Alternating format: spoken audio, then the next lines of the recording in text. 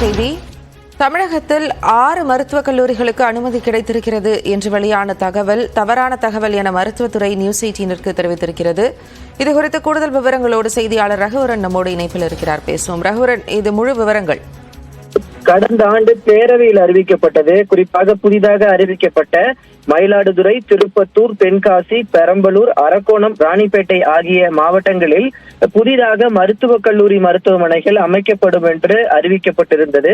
அதற்கான ஆயத்த பணிகள் தற்போது நடந்து கொண்டிருக்கிறது. குறிப்பாக பாத்தீங்கன்னா DME மெடிக்கல் எஜுகேஷன் தரப்பில் சார்பாக மருத்துவக் கல்லூரி மருத்துவமனையில எவ்வளவு பணியாளர்கள் இருப்பது, அதுக்கு டீன் எப்படி நியமிப்பது என்பது போன்ற ஆரம்ப கட்ட பணிகள் தற்போது தமிழக அரசு முன்னெடுத்திருக்கிறது.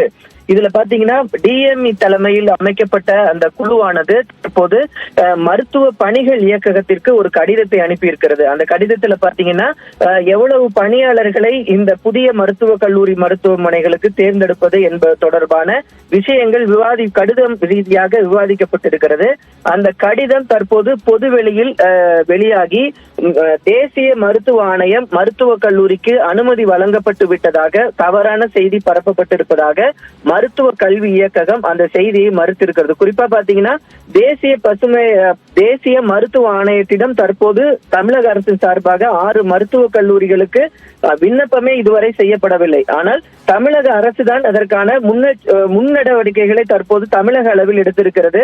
ஆனால் அனுமதியே கோராத நிலையில் தற்போது அனுமதி வழங்கப்பட்டு விட்டதாக தற்போது தவறான செய்திகள் பரப்பப்பட்டு இருப்பதாக இந்த தகவலை தற்போது மருத்துவ கல்வி இயக்ககம் மறுத்துள்ளது. ஜெனிஃபர், மிக முக்கியமான தகவலை வழங்குகிறீர்கள். விவரங்களுக்கு நன்றி ரகுவரன்.